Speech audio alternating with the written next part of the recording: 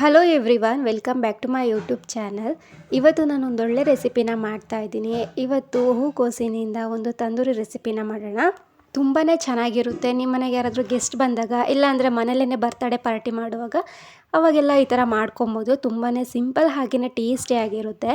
ನೀವು ಕೂಡ ವಿಡಿಯೋನ ಪೂರ್ತಿಯಾಗಿ ನೋಡಿ, ಎಲ್ಲೂ ಸ್ಕಿಪ್ ಮಾಡಿಬಿಡಿ. ಹಾಗೆಯೇ ಈ ವಿಡಿಯೋನ ನಿಮ್ಮ ಫ್ರೆಂಡ್ಸ್ಗೆ, ನಿಮ್ಮ ಫ್ಯಾಮಿಲಿಗೆಲ್ಲ ಶೇರ್ ಮಾಡಿ. ಸಬ್ಸ್ಕ್ರೈಬ್ ಮಾಡ್ಕೊಂಡಿಲ್ಲ ಅಂದರೆ ಒಂದು ಸಬ್ಸ್ಕ್ರೈಬ್ ಮಾಡ್ಕೊಂಡು ನೋಡಿ. ಮೊದಲಿಗೆ ನಾನು ಒಂದು ಪಾತ್ರೆಗೆ ಹೂಕೋಸನ್ನು ಮೊದಲಿಗೆ ಕಟ್ ಮಾಡಿ ಉಪ್ಪು ಮತ್ತು ಅರಿಶಿನ ಪುಡಿನ ಹಾಕಿ ವಾಶ್ ಮಾಡಿ ಇಟ್ಕೊಂಡಿದ್ದೆ.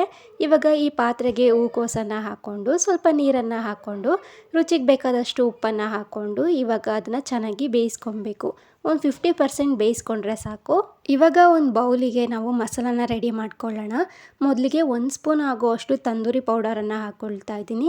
ಆಮೇಲೆ ಸ್ವಲ್ಪ ಉಪ್ಪು, ಹಾಗೆಯೇ ಒಂದು ಅರ್ಧ ಸ್ಪೂನ್ ಆಗುವಷ್ಟು ಖಾರದ ಪುಡಿ, 1/4 ಸ್ಪೂನ್ ಆಗುವಷ್ಟು ಧನಿಯಾ ಪುಡಿ, ಹಾಗೆಯೇ 1/4 ಸ್ಪೂನ್ ಆಗುವಷ್ಟು ಪೆಪ್ಪರ್ ಪೌಡರ್, ಹಾಗೆಯೇ 1/4 ಸ್ಪೂನ್ ಆಗುವಷ್ಟು ಜೀರಿಗೆ ಪುಡಿ.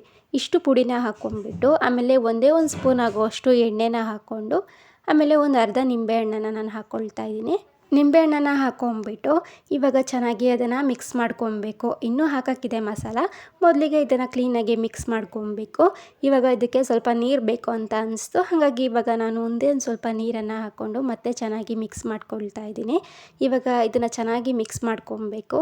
ನೋಡಿ, ಈ ಥರ ಚೆನ್ನಾಗಿ ಮಿಕ್ಸ್ ಮಾಡ್ಕೊಂಡಾದಮೇಲೆ ಇವಾಗ ಇದಕ್ಕೆ 3 ಸ್ಪೂನ್ ಆಗೋಷ್ಟು ಮೈದಾ ಹಿಟ್ಟನ್ನು ಹಾಕ್ಕೊಳ್ತಾ ಇದ್ದೀನಿ. ಬೇಕಿದ್ರೆ ಕಾರ್ನ್ಫ್ಲೋರ್ ಇದ್ದರೆ ಕಾರ್ನ್ಫ್ಲೋರ್ ಹಾಕ್ಕೊಳ್ಳಿ. 3 ಸ್ಪೂನ್ ಆಗೋಷ್ಟು ಮೈದಾ ಹಿಟ್ಟನ್ನು ಹಾಕ್ಕೊಂಡು ಹಾಗೆಯೇ 2 ಸ್ಪೂನ್ ಆಗೋಷ್ಟು ಅಕ್ಕಿ ಹಿಟ್ಟನ್ನು ಹಾಕ್ಕೊಳ್ತಾ ಇದ್ದೀನಿ. ಆಮೇಲೆ ಸ್ವಲ್ಪ ನೀರನ್ನು ಹಾಕ್ಕೊಂಡು ಇದನ್ನು ಚೆನ್ನಾಗಿ ಮಿಕ್ಸ್ ಮಾಡ್ಕೊಬೇಕು. ನೀವು ಸ್ವಲ್ಪ ನೀರನ್ನು ಕಡಿಮೆನೇ ಹಾಕ್ಕೊಳ್ಳಿ. ಬೇಕಿದ್ದರೆ ಆಮೇಲೆ ನೋಡಿ ಹಾಕ್ಕೊಬೋದು. ಒಂದೇ ಸಲ ಜಾಸ್ತಿ ಹಾಕ್ಕೊಂಬಿಟ್ರೆ ಆಮೇಲೆ ಅದು ಫುಲ್ಲು ತೆಳ್ಳಗಾಗಿಬಿಡುತ್ತೆ ಹಿಟ್ಟು. ಹಾಗಾಗಿ ಸ್ವಲ್ಪ ನೋಡ್ಕೊಂಡು ಹಾಕ್ಕೊಳ್ಳಿ. ಇವಾಗ ನಾನು ಸ್ವಲ್ಪನೇ ನೀರನ್ನು ಹಾಕ್ಕೊಂಡು ಇದನ್ನು ಚೆನ್ನಾಗಿ ಮಿಕ್ಸ್ ಮಾಡ್ಕೊಳ್ತಾ ಇದ್ದೀನಿ. ಮಸಾಲ ತೆಳ್ಳಗೂ ಆಗಬಾರ್ದು ಮತ್ತು ಗಟ್ಟಿಯಾಗೂ ಕೂಡ ಆಗಬಾರ್ದು, ಮೀಡಿಯಮ್ ಆಗಿರಬೇಕು. ಹಾಗಾಗಿ ಸ್ವಲ್ಪ ನೋಡಿಕೊಂಡು ನೀರನ್ನು ಹಾಕ್ಕೊಂಡು ಇದನ್ನು ಮಿಕ್ಸ್ ಮಾಡ್ಕೊಬೇಕಾಗುತ್ತೆ. ಇವಾಗ ನೋಡಿ, ಕ್ಲೀನಾಗಿ ಮಿಕ್ಸ್ ಮಾಡ್ಕೊಂಡಿದ್ದೀನಿ. ಈ ಥರ ಆದರೆ ಸಾಕಾಗುತ್ತೆ. ಇವಾಗ ಇದಕ್ಕೆ ನಾವು ಮೊದಲಿಗೆ ಹೂಕೋಸನ್ನು ಬೇಯಿಸಿ ಇಟ್ಕೊಂಡಿದ್ವಲ್ಲ, ಅದನ್ನು ನಾನು ಕ್ಲೀನಾಗಿ ನೀರೆಲ್ಲ ತೆಕ್ಕೊಂಡಿದ್ದೀನಿ. ಮೊದಲಿಗೆ ಬೇಯಿಸಿ ಅದನ್ನು ತೆಕ್ಕೊಂಡು ಇಟ್ಕೊಂಡಿರಬೇಕು. ಇವಾಗ ನೀರೆಲ್ಲ ಹೋಗಿರುತ್ತಲ್ವ, ಅದಾದಮೇಲೆ ಇವಾಗ ಇದಕ್ಕೆ ಹಾಕ್ಕೊಂಡು ಕ್ಲೀನಾಗಿ ಮಿಕ್ಸ್ ಮಾಡ್ಕೊಬೇಕು. ಎಲ್ಲ ಹೂಕೋಸಿಗೂ ಕ್ಲೀನಾಗಿ ಮಸಾಲ ಸ್ಪ್ರೆಡ್ ಆಗಬೇಕು. ಹಾಗಾಗಿ ಕ್ಲೀನಾಗಿ ಮಿಕ್ಸ್ ಮಾಡ್ಕೊಳ್ಳಿ.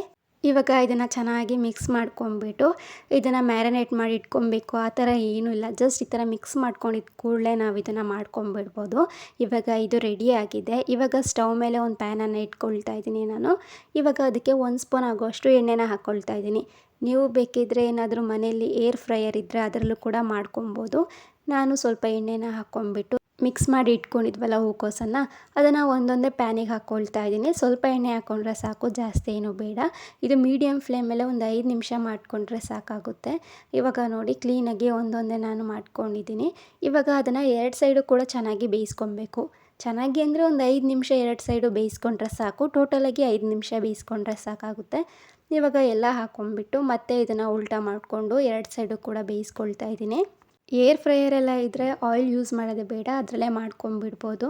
ಇವಾಗ 2 ಸೈಡು 5 ನಿಮಿಷ ಬೇಯಿಸ್ಕೊಂಡಾದಮೇಲೆ ಇದನ್ನೆಲ್ಲ ತೆಕ್ಕೊಬೇಕು. ಇವಾಗ ಇದನ್ನೆಲ್ಲ ತೆಕ್ಕೊಂಡು ಒಂದು ಪ್ಲೇಟಿಗೆ ಇಟ್ಕೊಂಡ್ಬಿಟ್ಟು ಇವಾಗ ತಂದೂರು ಮಾಡೋದು ಬರುತ್ತಲ್ವ, ಅದನ್ನು ನಾನು ಇಟ್ಕೊಂಡಿದ್ದೀನಿ. ಒಲೆ ಮೇಲೇ ಮಾಡ್ತಾಯಿದ್ದೀನಿ. ಬೇಕಿದ್ರೆ ನೀವು ಸ್ಟವ್ ಮೇಲೆ ಮಾಡ್ಕೊಬೋದು. ನಾನು ಒಲೆ ಮೇಲೆ ಇದನ್ನು ಮಾಡ್ಕೊಳ್ತಾ ಇದ್ದೀನಿ. ಇವಾಗ ಇದನ್ನು ಇಟ್ಕೊಂಡ್ಬಿಟ್ಟು ಒಂದೊಂದೇ ಅದ್ರ ಮೇಲೆ ಹಾಕ್ಕೊಂಬಿಟ್ಟು 2 ಸೈಡು ಕೂಡ ಚೆನ್ನಾಗಿ ಬೇಯಿಸ್ಕೊಬೇಕಾಗುತ್ತೆ. ಇವಾಗ ಜಾಸ್ತಿ ಹೊತ್ತೇನು ಟೈಮ್ ತೊಗೊಳ್ಳೋದಿಲ್ಲ. ಒಂದು 2 ನಿಮಿಷ ಈ ಥರ ಮಾಡಿಕೊಂಡ್ರೆ ಸಾಕಾಗುತ್ತೆ. 2 ಸೈಡು ಸ್ಪೂನಲ್ಲೇ ತಿರುಗಿಸ್ಕೊಂಡ್ರೆ ಸಾಕು. ಇಷ್ಟು ಮಾಡಿದರೆ ಇದು ರೆಡಿನೇ ಆಗೋಗುತ್ತೆ. ಇದ್ರ ಜೊತೆಗೆ ಗ್ರೀನ್ ಚಟ್ನಿ ತುಂಬಾ ಚೆನ್ನಾಗಿರುತ್ತೆ. ಹಾಗಾಗಿ ಗ್ರೀನ್ ಚಟ್ನಿನೂ ಕೂಡ ಮಾಡ್ಕೊಂಡಿದ್ದೀನಿ. ಜೊತೆಗೆ ನಿಂಬೆಹಣ್ಣು ಹಾಗೆ ಈರುಳ್ಳಿ ಇರಬೇಕು. ನಿಂಬೆಹಣ್ಣನ್ನು ಹಿಂಡ್ಕೊಂಬಿಟ್ಟು ಒಂದು ಪೀಸ್ ಈರುಳ್ಳಿ ಜೊತೆಗೆ ಖಾರ ಹಚ್ಕೊಂಡು ತಿಂತಾಯಿದ್ರೆ ತುಂಬಾ ಚೆನ್ನಾಗಿರುತ್ತೆ.